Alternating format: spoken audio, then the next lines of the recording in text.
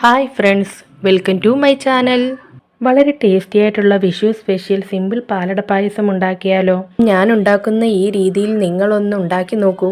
അധികം ടൈം എടുക്കാതെ വളരെ പെട്ടെന്ന് തന്നെ പെർഫെക്റ്റായി പിങ്ക് പാലട പായസം തയ്യാറാക്കാം. അടപ്പായസം ഉണ്ടാക്കുന്നതിനായിട്ട് റൈസ് അടയാണ് എടുത്തിരിക്കുന്നത്. ചെറിയ അടയാണ്, അതായിരിക്കും പായസത്തിന് നല്ലത്.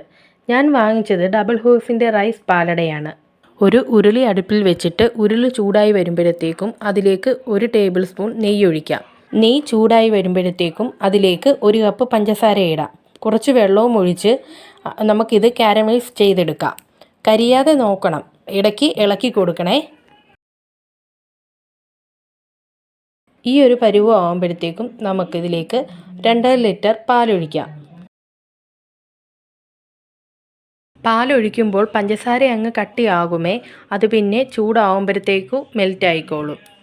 പാല് അവിടെ ഇരുന്ന് തിളയ്ക്കട്ടെ. ആ സമയത്ത് ഒരു ചരുവത്തിൽ കുറച്ച് വെള്ളം വെച്ച് തിളച്ചു വരുമ്പോഴേക്കും 200 ഗ്രാം അടയിട്ട് കൊടുക്കാം. എന്നിട്ട് അടച്ചു വെച്ചതിന് ശേഷം ഫ്ലെയിം ഓഫ് ചെയ്യൂ. പാൽ ഇടയ്ക്ക് ഇളക്കി കൊടുക്കാൻ മറക്കല്ലേ. 15 മിനിറ്റ് ആകുമ്പോഴത്തേക്കും അത് വെന്തിട്ടുണ്ടാകും. വേവിച്ച് വെച്ച അടയിലെ വെള്ളം ഊറ്റിക്കളഞ്ഞിട്ട് അതിലേക്ക് തണുത്ത വെള്ളം ഒഴിച്ച് ഒന്ന് കഴുകണം. വേവിച്ച് വെച്ച അട 1 സ്പൂൺ നെയ്യ് ഒഴിച്ച് അതിലൊന്ന് വഴറ്റിയെടുക്കുന്നത് നല്ലതാണേ. ഞാൻ പക്ഷേ ഇപ്പോൾ അങ്ങനെ ചെയ്യുന്നില്ല.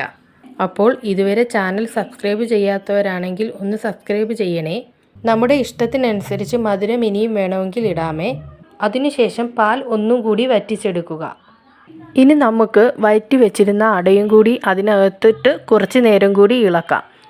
ഒരു നുള്ളു ഉപ്പിടുന്നത് നല്ലതാണ്.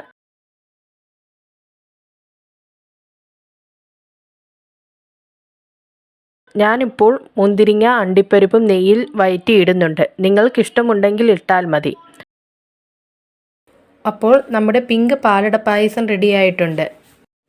അപ്പോൾ നിങ്ങൾ ഈ ഒരു രീതിയിൽ തന്നെ ഉണ്ടാക്കി നോക്കൂ, ഒരിക്കലും ഫ്ലോപ്പ് ആവത്തില്ല. നിങ്ങൾ ഇതൊരു തവണയെങ്കിലും ഉണ്ടാക്കി നോക്കിയിട്ട് അഭിപ്രായം അറിയിക്കണേ. രുചികരമായ പായസം റെഡി. എല്ലാവർക്കും ഹാപ്പി വിഷു. നല്ല സ്വാദിഷ്ടമായ പായസമാണ്. വളരെ എളുപ്പത്തിൽ നമുക്കുണ്ടാക്കാം. അപ്പോൾ മറ്റൊരു റെസിപ്പിയുമായി വീണ്ടും കാണാം. Thanks for watching.